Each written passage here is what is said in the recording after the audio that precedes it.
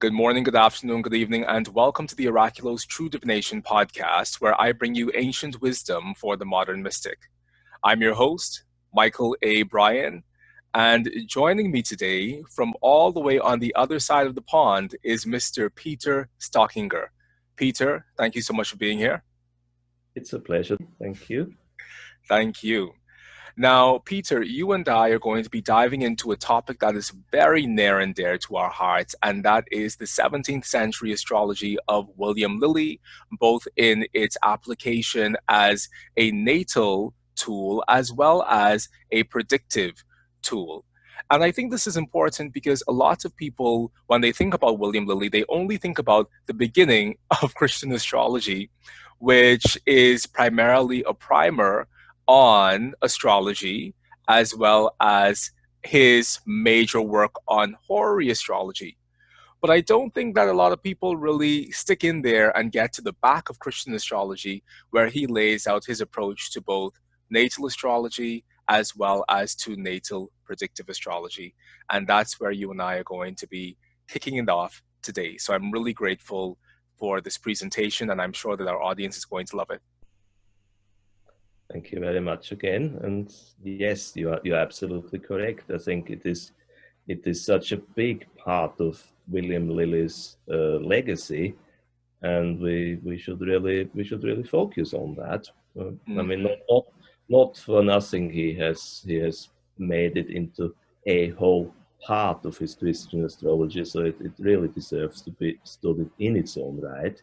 And we also have to think that if we look at his bibliography, that the man had a vast knowledge of the astrology of the natal astrology that was available to him at the time. Right. Precisely, Peter. And I'm really excited for us to dive into that. But before we go in, for those of our listeners who this is your first time watching the Oraculos True Divination podcast, this is a podcast where I bring you interviews from astrologers from all around the world who aren't just changing their own lives with their practice of astrology, but they're also contributing and participating in the betterment of astrology for us all.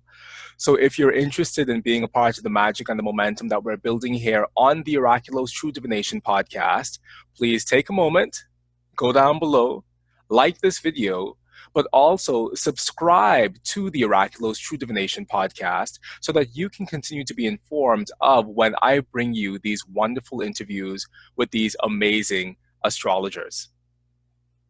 Now, Peter, I'm super excited to talk to you, and I'm also super excited to dive into what has really been quite an interesting journey to astrology. I know that you started off life in Vienna, Austria, and you also started off life largely studying horticulture. So what I want to know is, how did you come from being a horticulturist to being the astrologer that you are today, so deeply invested in the traditional method? Well, that is true. I came from a family that was steeped into horticulture. There was a business there that was coming down from my great-grandparents to my grandparents, and I took it over. And well, I have to say that I can't really think that there is any deeper connection in it than perhaps at some point I was becoming interested in how the world around us can be put into different categories, or if there are any combining factors that can be observed. And I suppose from this further on, I developed an interest in planetary significators, and all this led to a further interest in astrology. And notwithstanding the fact that when I was spending my time in Vienna, that I met a man who was later on becoming my teacher, that was Philip Schiffman, who was an eminent astrologer mainly into what in English spoken countries would be called Uranian astrology, which is cosmobiology by another name. In German, Uranian is not used. It is cosmobiology. That was the thing at the time, and I became excited in that and explored it in great depth with my mentor, my teacher. And it was really only later on, when I moved over to Great Britain, that I discovered the astrology of William Lilly, who which immediately spoke to me, and it all came from there. So he is really my teacher throughout history, if we want to say it like that. That's all how I can put it. Hmm. And I also know that you have done an amazing body of work on the use of astrology and gems. Can you talk to us a little bit about that? Yes, this probably goes into the same direction as it goes with the plants, because if you look into the lore of plants, then you will soon find out that there's a connection to colors, and there's a connection to herbs, and so on and so forth. And if you combine the whole body, then at some point you will find out that there is a bigger overarching picture, that you can combine the significance of herbs and plants in connection with planetary signatures. And that's what excited me, because this is, again, it's a body of knowledge that has been mainly lost or mainly forgotten.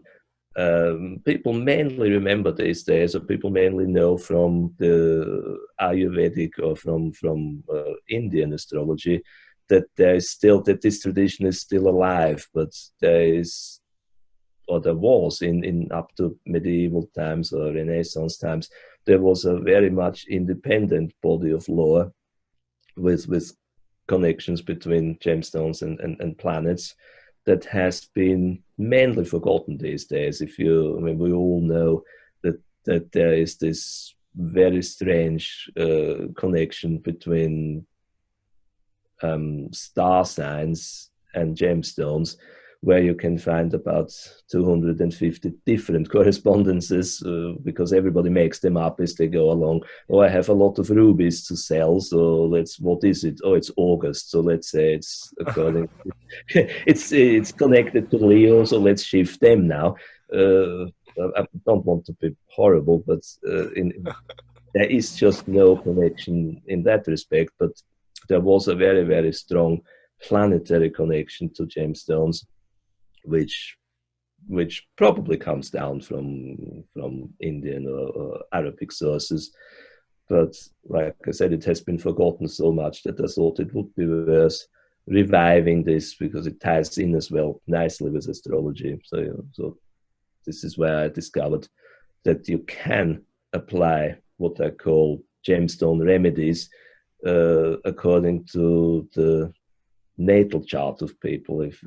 If somebody has a lot of debilitated planets in their chart, or they have some very heavy transits going, then it is perfectly fine to balance this up with gemstones that you can wear. So Hmm. more in my book. If Okay. anybody's interested to delve into this, I can only recommend my book. It's called Stars and Stones, to Okay. do a shameless plug here. That's completely okay. This show is all about you today.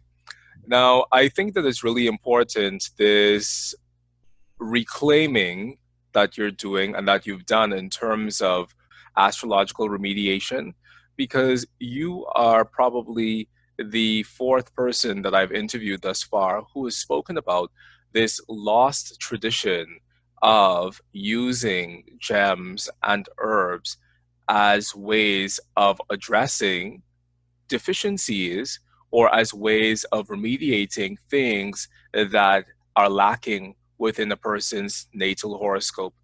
And I think that those of us who study traditional astrology, it isn't lost on us that there is a rich tradition of knowing which plant is associated with which planet and which gem is associated with which planet.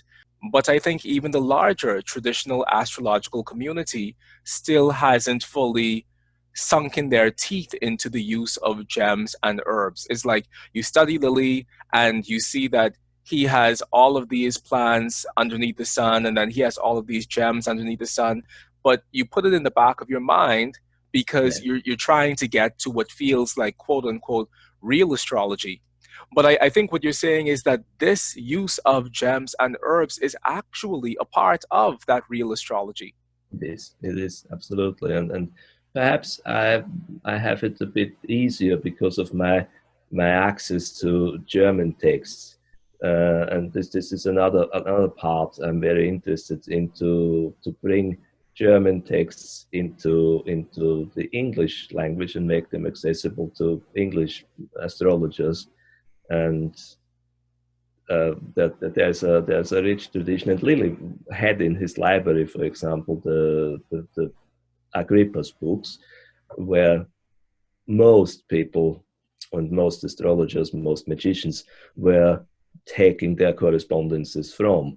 So he perfectly well knew about it and where to draw onto these sources, and that's another thing that has mainly been lost. And I'm working very much towards this to bring more of these texts back into the focus.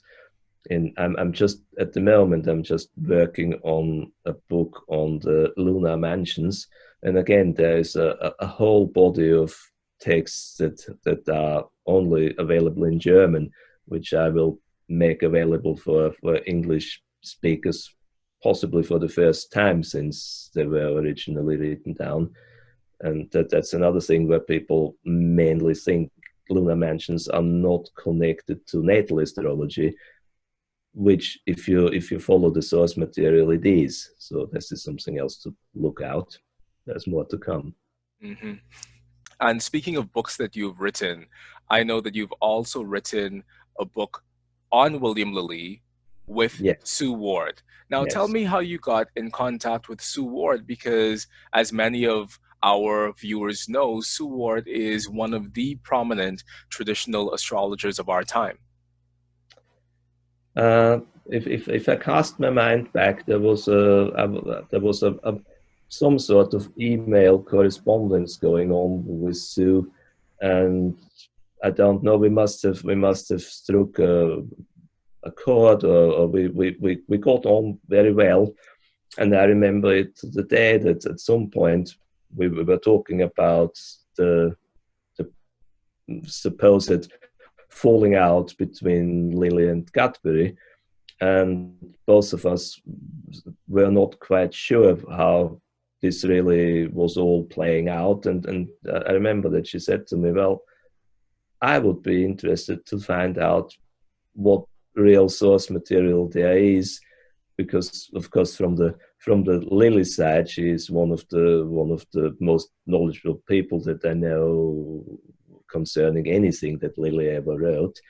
So we decided that we would join forces and would try to find out how it really turned out that Lily called Cadbury, who was his protege at first, and it ended that he called him the monster of ingratitude.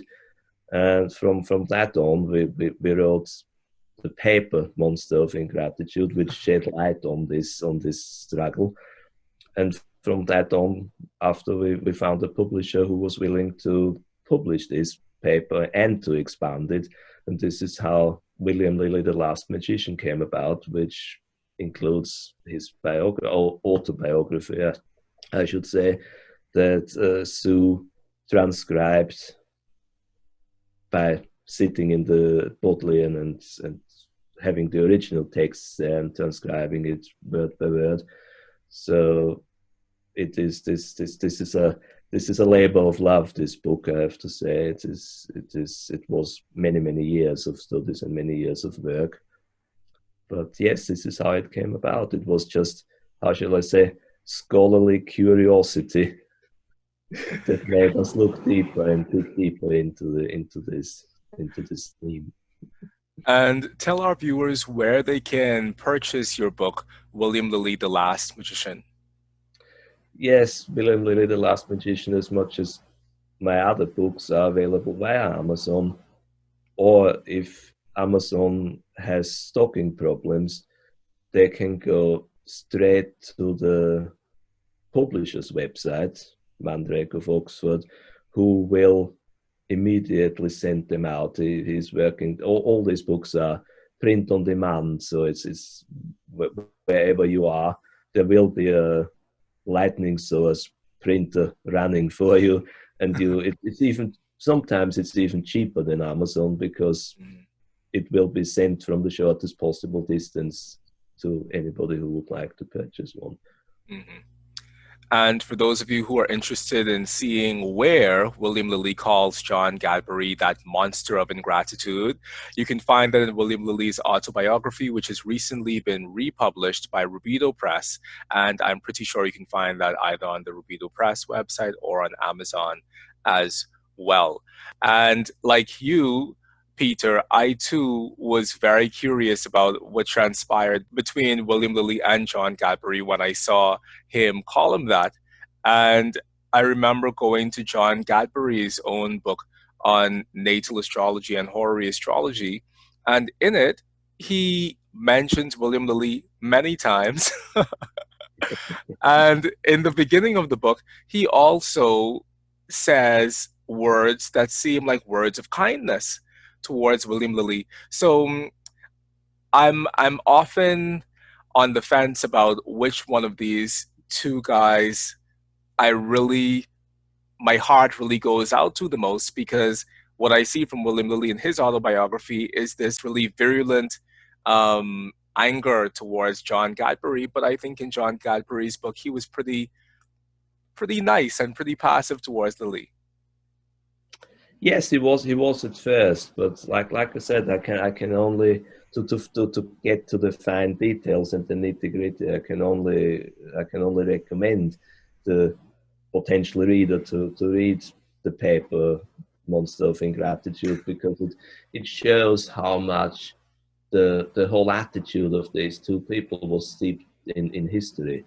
Lilly was coming from, if you want to say so, was coming from the past, and Gadbury was some sort of the man of the future who tried to get rid of superstition, and who tried to make it all, give it all more the appearance of serious scientific study astrology. So I think it was some sort of a clash between the old and the new.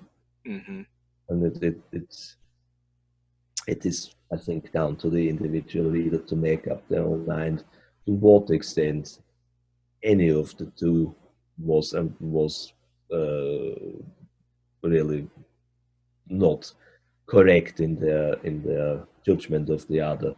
I mean, I have to say, obviously, if the reader is calling me biased, that's fine. But I'm obviously on the side of William Lilly. But like I said, you have to find out yourself by reading the book where your sympathy lies. Definitely. And, you know, I love Lilly, but I also do love Gadbury's work. And I think one of the points that Lilly was making in his autobiography was that Gadbury didn't know anything.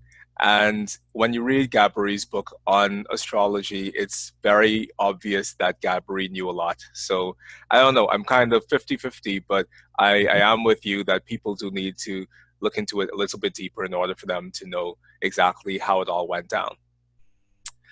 Now, Peter, today we are going to be diving into the back of Christian astrology, which I think is really important because most people, they stick around the front of Christian astrology and they don't really dive past the 12th house horary into his natal astrology part. And if they do go into his natal astrology part, what they find are these techniques for determining the hierarchical points and the length of life and all of these things that I think oftentimes deters the neophyte astrologer from digging deeper.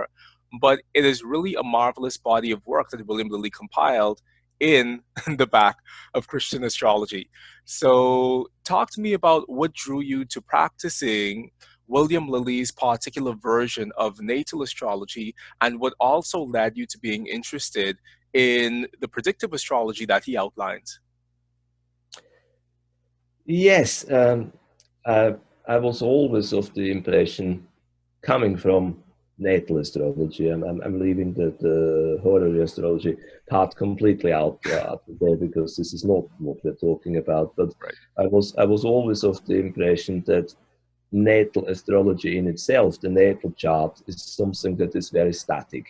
All you can find out from this is that the native has certain, how shall I say, certain affinities or certain predispositions, and we can find out that something is very likely to happen in the native's life, but we cannot say to what extent and at what time in life this is going to happen, which makes it all very global. And I found out that whenever I talk to people, particularly if you talk to younger people, they will all say, well, yes, this is well and good. I know now this is one of my strong points, this is one of my weak points, but how and when is this going to affect me? So you need basically one technique that is providing you with information when the likelihood of any event to occur will be given. So when I was studying Lilly, it struck me that he invested a lot of time and invested a lot of interest into the predictive part of natal astrology. And if we look at his particular example that he gives, which I found to be quite marvelous because it's one of the most comprehensive examples of native astrology that we have from this time. I thought, well, yes, this is something I would like to explore, and so I started to work with his methods that he gave, and then later on, I was of course very excited when Ben Dykes he translated the Persian tract, when it was the book number 3 first that dealt to a certain extent with solar evolutions of the in the nativity, which has now recently been expanded, and Persian nativities number 4 is now the basic text that is translated straight from the Arabic, which helps a lot. So once I found out that there was a body of lore there, I immediately set to work, and since then, ever more I have found out how highly accurate Lilly's techniques, which are, as we now know, which are mainly Abu Mashar's techniques, were. So I've never gone back from that. I know that there were problems with the primary directions because he didn't have the correct tables, and we have to think that it was the plague at the time when he wrote it, so he could not go on the internet and find out find out the finest details of his charts. But still, at the end of the day, he was one of the pioneers of the solar revolution Yes. technique, I would say, and I've always stuck to his basic ideas and have never looked back. Hmm. Now, speaking of solar revolutions, you and I were cut from the same cloth insofar as my fundamental training in astrology is Renaissance astrology. So, solar returns, solar revolutions are absolutely my go to in terms of everything. insofar as annual predictive techniques are concerned. And I've also spent a great chunk of my life and time studying the work of Abraham Ibn Ezra and his work on continuous horoscopy, which also brings in this concept of the necessity of solar returns in analyzing the natal horoscope. And Ibn Ezra does something that my mentor Lee Lehman calls the 12th harmonic solar return. You take the solar return and you split it up over the course of 12 months. And so you essentially have a predictive solar return chart for each month. But regardless of how you cut it, we're still talking about the solar return chart as being of primary importance in terms of annual prediction for the Renaissance astrologer. So I'm really excited to go into this with you because I think that today a lot of people are of the impression that one, the solar return chart probably isn't important. I've heard people refer to the solar return chart as only being the transit chart for the day of your birthday. And I'm like, oh my God, how could you say that? They're like, those are only the transits for your birthday. And I'm like, that's ridiculous. Uh, and there's so much mixed stuff regarding solar returns. Oh, I should travel to Stockholm, Sweden for my birthday because that's where my solar return is telling me to go. Or all of this stuff regarding solar returns. So I want to give you the floor, Peter, to just iron out what the solar return is, why we should use it, and the most important question, the $10 million question is, where should we cast our solar returns for? Go. All right.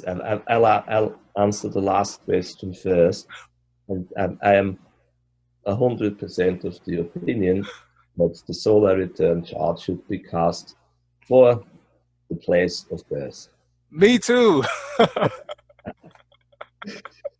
Again, if we look back into history and find out that astrology was not mobile, as we, if you want to say so, there is for me no other chance that it had to be done. The more intellectual approach is perhaps that we can cast solar revolution charts for any time in the future. What we do not know is where the native will be residing at any time. I can do a solar revolution chart for you for the year 2029, but I will not know, and you probably will not know with certainty, where you will reside at this time. And still, if I do it, it should be accurate. Yes. And therefore, my opinion, I have always done, and I will do it for place of birth. So we agree on that. We of course we obviously agree on that. We're both reincarnations of 17th century astrologers. We must be. But you know, speaking about the 17th century, this concept of moving for your solar return, I think a major proponent of this was Marinus. Marinus, who pretty much was also of the persuasion that we needed to create a more concrete based, scientific based approach to astrology. And in so doing, his thought process was that we needed to rid astrology of everything that could be thought of as symbolic, including symbolic relationships to space and time. Therefore, for him, your solar return had to be cast for the place where you were located at that particular moment, because to cast one for your birthplace, if you weren't there, was a symbolic relationship to space, which furthered this notion of what I guess in his mind was a fuzzy astrology. But for the rest of us who also practice the astrology rooted in that period and earlier, we cast our solar returns for the exact place of birth of the native, because as you said, theoretically speaking, we should be able to run off a person's lifetime solar returns, even if we don't know where that person is going to be. Well, I think the basic idea behind this is, because we are horary astrologers as well, is that at some point we have to admit as horary astrologers that the link of cause and effect in astrology, particularly in horary astrology, is not established. Hmm. Because how otherwise could we cast a chart for an event that will happen in the future at any time of our choice? This is where we get into the discussion of scientific astrology being scientific or symbolic. And I'm outing myself as a symbolist here, because if you have ever done horary astrology and you've done it successfully, then you will find out that the link of cause and effect is not established in a linear sense. Absolutely. And I think that while I do think that there are many valid ways that we can research astrology and test astrology to validate astrology for the non astrologically minded, I do still know within myself, because of my own experience practicing astrology for many years, that the deeper we go into astrology, the deeper we must acknowledge that there are symbolic connections between time and space that can't be defined in any quote unquote rational framework that we currently have access to. And hopefully, the further we move onward along the march of time, which is from the last page of Christian astrology, William Lilly speaks about the incessant march of time. So the more forward we move along this journey with time, hopefully one day we do come up with a framework where we can measure this symbolic relationship between astrology and time and space. But then another question is, why is that even important? You know, I think at the end of the day, all of us as practical thinking human beings have to ask the question, does it work or not? And if it does work, and research is something that speaks to us, then we should go and do that research to find out why it does work. But if it does work and research isn't something that speaks to us, then we should be willing to just continue being in our practice and seeing it prove itself to us time and time again. Yes, absolutely agree. And probably what has influenced or me, in a great way, or probably um, proved that my thinking was in line, was the book The Moment of Astrology. Jeffrey Cornelius. Yes, that was a milestone for me, and I still consider this one of the best astrological books of our century that has been published. I would again highly recommend anybody who is interested in this theme complex of divinatory astrology versus scientific astrology, even going down to Ptolemy and his way of seeing things. Anyway, I said this was one of the books that influenced me probably most in the last 20 years. We've set the ground for where we're going to go today. So, without further ado, let us dive into this art of prediction in traditional astrology. Yes, I have prepared one chart of a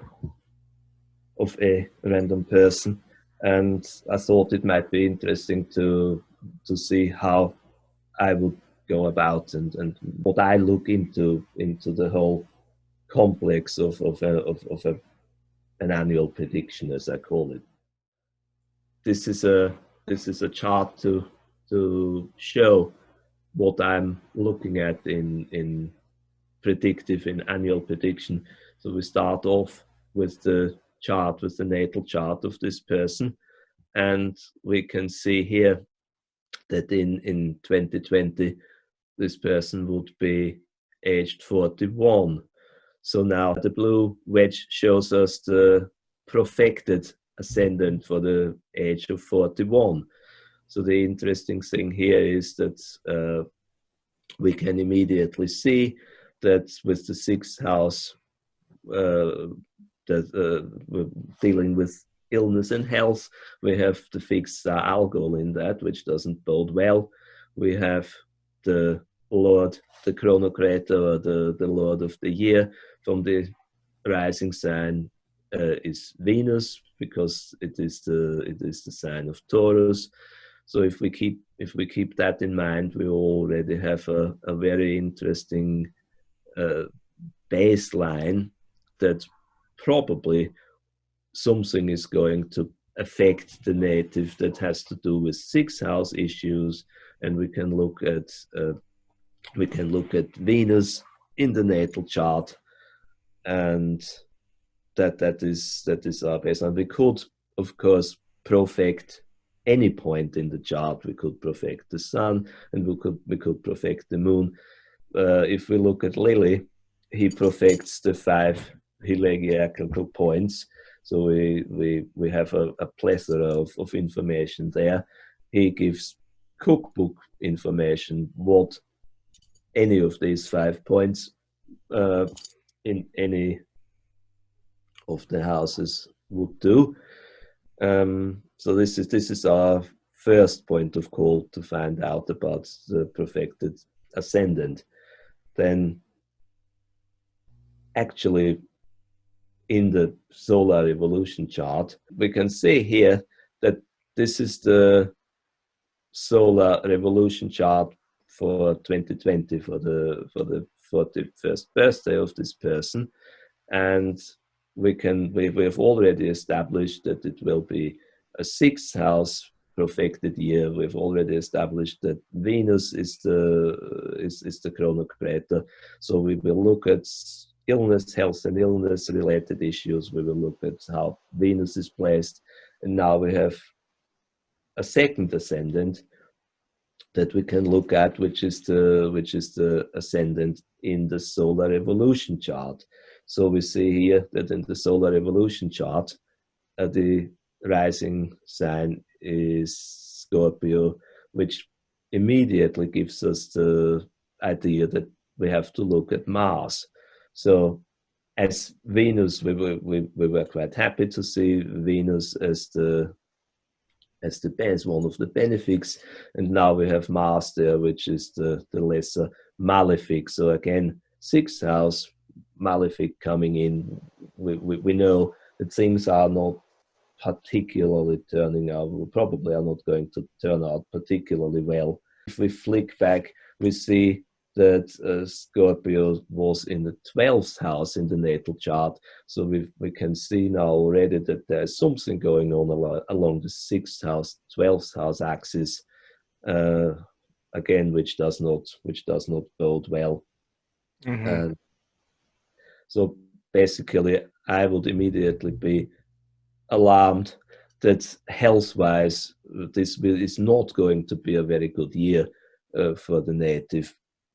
And if we look at other points, we've got. We always have to look, of course, at the rising sign of the natal chart as well. So, which may be a bit confusing, but we have to think about it, that in the end, we are dealing here with 3 rising signs. We have the rising signs of the natal chart, we have the profected rising sign, and then we have the rising sign of the solar revolution chart. If we look at the nativity, we can see that Scorpio is in the 12th house. And we've just established that in the solar revolution chart, the rising sign is in Scorpio. So this gives us the idea that the 12th house will be activated. We've also found out that the 6th house will be activated through the rising sign moving into or being the perfected 6th house. So we have this axis of illness and health and all the other 6th, 12th house themes established. We've already found out that Venus is the Lord of the year from the profections. We would also find out, if we would apply a technique that is not in Lily, but that I've found in the recent publication of Ben Dykes, which is called The Lord of the Orb. And I find this another very, very fascinating Time Lord technique, where you apply the Lord of the Hour to the 12 signs, the 12 houses.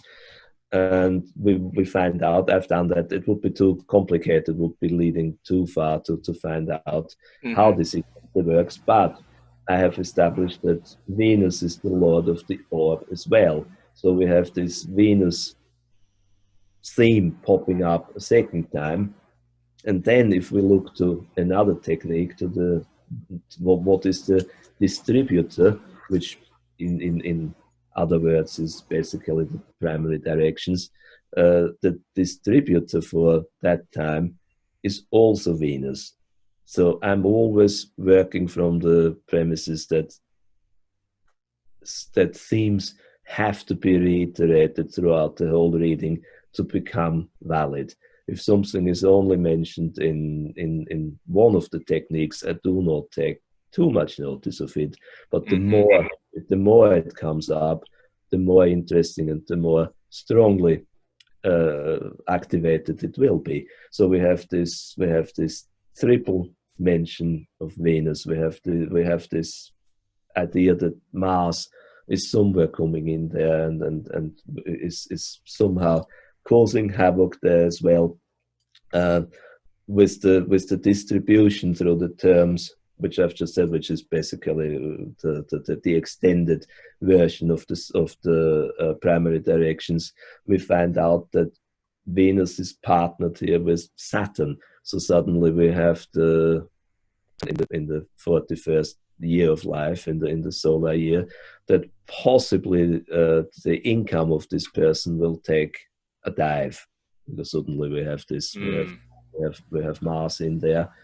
And what also is interesting is that we can look at Mercury as well. And Mercury is in a very, very bad shape in this. So this is of course only the assets as well.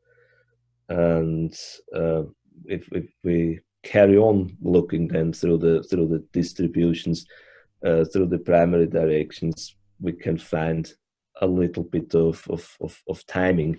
I mean, I have to point out that that we have to differentiate between real timing concepts Mm-hmm. in predictive charts and time that is not uh, expressed in real time, like the for example the perfected chart does not tell us anything about when something will happen in real. It's symbolic time, isn't it? Mm-hmm. As for example primary directions, and then later on of course transits, we can pinpoint the ideas that the symbolic time has given us through the different time lords. We can then go on and we can then pinpoint or try to find out when in the 12 months of the solar year it is likely that the event that we find out through the symbolic timing is going to happen. So, for example, with the primary direction, at some point, if we move the MC around, then we will find out that there is at some point a square to Jupiter, and I've worked that out before. That would be would have been in March. So we could possibly predict that around this time something is going to happen that will trigger the whole problematic with the illnesses. Mm-hmm. So and then there is another primary direction. The rising sign will be trining the MC again. That could be again something where I would predict that it is most likely that one or the other of these events is going to take place. Mm-hmm. So this is the bi wheel where we Uh, get a good idea. how the connection between the the solar evolution chart and the natal chart comes together. The chart, the inner wheel shows us the nativity, and the outer rim shows us where the points and the planets are in Hmm. respect to the solar evolution. So we find out again what we've said before. The the solar evolution rising sign will be in Scorpio, and we can immediately see that, and then we can of course go into the depths of it all by seeing how solar revolution planets aspect natal planets. So Hmm. what become obviously we can see here that the sun is conjunct the sun. This is the whole point of the solar evolution chart. So it will be this opposition to natal Saturn will be the same every year. But we can see, for example, what is new, that Mercury is very close to the solar evolution sun, and that it makes this interesting conjunction with Mars, and natal sun. And this is why I said it's probably harks back into the theme that illness related problems with the native's job, and out of that the native's income will probably arise. Hmm. Because we see here, it's quite nice to see here how the lunar node and Mars in the solar evolution are on the cusp of the second natal house. Right. And we can also see how Saturn, as we said before, the greater malefic, is conjunct the natal Venus, which we've said is pretty much under duress and hammered in the whole of the annual prediction. So I thought that might give quite a nice overview of the themes that we have explored throughout this our little excursion into the solar revolution. I think it's really great to see you using the bi wheel in this way because I also use the bi wheel, and a lot of my traditional colleagues who I know would prefer to use two separate charts as opposed to having the two charts superimposed on each other in this way. But I do think that when we see the bi wheel, it really allows us to visually identify things that serve as confirmation that we would have found in the previous Yes. looking at each chart individually. Thank you so much for sharing this. Yes, well, obviously, you will not get around. So what I do is we can't see it all at the same time on the screen, but I have it all lined up. I look, of course, at the individual charts, because Hmm. we need to know how it all plays out with the solar evolution chart by itself, because we can draw more conclusions from that. But I think the most visual aid to find out to again to create a picture, because at the end of the day, we've said before, astrology is more of an art than a science, or at least for us Hmm. traditional astrologers it is. And I can see a lot of things from this depiction, where I can immediately pinpoint where the aspects are, where the different planets sit, and how they affect the whole picture. Because I'm all a firm believer in that we have to take the whole chart into consideration. We cannot look at tiny little aspects and snippets of it. We have to see the whole chart to judge what is most likely to happen. Well, this was really incredible to go through with you, Peter, especially the bit about the perfection Lord of the Year, because again, in Lily, there is a section there in which he speaks about perfections, but I don't think that a lot of people really take that into consideration. And I think that today people think that this concept of perfection comes to us from a much older version of astrology, which it does, but it is also mentioned in the 17th century by William Lilly. So I think that that's also important to acknowledge. Yes, the difference is, not to get too technical now, the difference is that Lilly uh, was talking about perfected houses, whilst Hmm. in original it was perfected signs, which Yes. which, which is the difference between working with whole sign houses. But I don't even want to go into that now, because it gets a bit complicated there, and without having examples where we can see where the house cusps really are and how they intercept with the sign, that's Yes.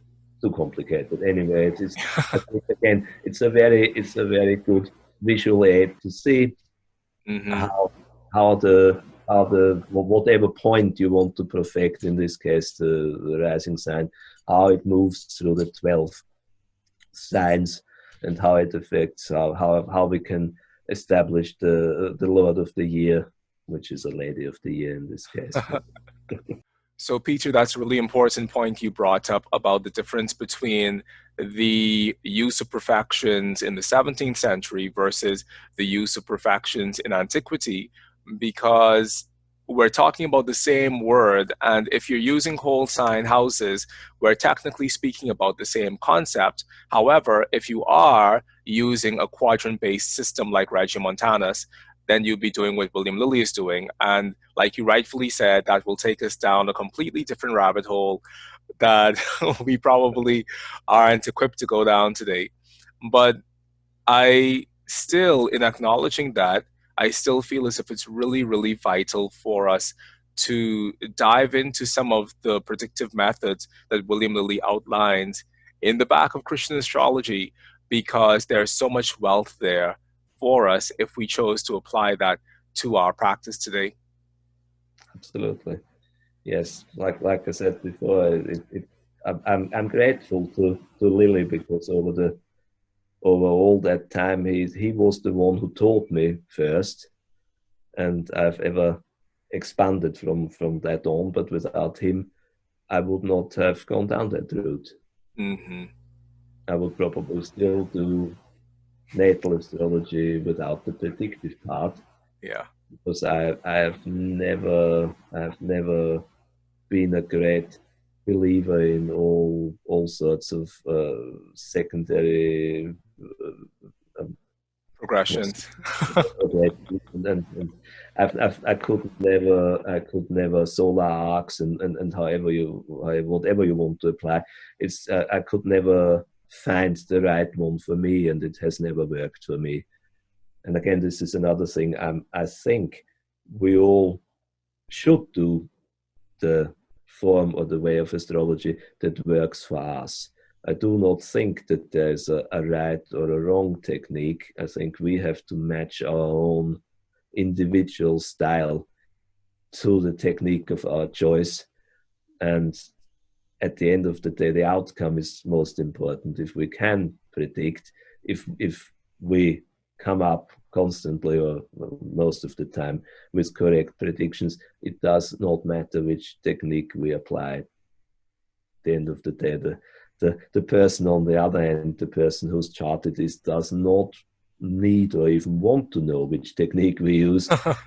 They are interested in outcomes. They are interested in predictions that tell them what's going to happen or what they want to know, and whatever it takes for them, it is most important that we are correct. Yes. I think that is the most important thing that I keep on coming up to in many of these interviews that I've been doing, but also specifically in myself, that we as astrologers have so many techniques that we can potentially choose from, that it becomes important for us to choose the techniques that work for us. And I know that I have some colleagues who don't really share that same opinion, because they would want to create a more streamlined approach to astrology where we're all practicing the same thing, doing the same thing, and operating within the same framework. But I think the only framework that's really important is, does this astrology work? And does it stand the test of time? Because everything else just becomes really something to stimulate our mind. But at the end of the day, does our astrology give us concrete results? And you and I both know that solar returns do give us concrete results. And there are other techniques that I'm sure give other people concrete results. And it isn't up to us to say, oh, well, that doesn't, that's only 50 years old or that's only 100 years old, so we're going to just throw that away. Because I think that at the end of the day, you're completely right. The client doesn't care if you're using perfections, if you're using zodiacal releasing, if you're using solar rock, secondary progression, solar returns. It doesn't matter to them. What they want to know is, am I going to get the job? Exactly. Will I get married? Yeah, that's why I said it's like an art. It doesn't matter if you use charcoal, pastels, crayons, watercolors. The client has to buy your picture. This is I, true. I was interested that you said that you were not a Marinus man. I'm not either. I've tried to get into him, tried to read the books. Didn't do it for me. Doesn't mean that he is not worthwhile studying. Just not Yeah. me. There are parts of his work that are really, really profound and that completely blow me away because of how he's able to organize a workable system. And specifically, I mean, I might be giving the cliche response, but specifically, I'm speaking about his book 21 on chart delineation. Yeah, It's really, yeah, yes, yeah, it's really fabulous, it but is. it loses me in certain specific parts. And I know that every time I talk about this, there are at least a handful of Marina's followers who get very upset by me saying what I say. But but Oh, yeah, but it does lose me in certain parts. So I take from him the good that I can take from him, and I acknowledge the good that he has. And I get fulfillment in other places in terms of my approach to traditional astrology. yes, couldn't So agree more.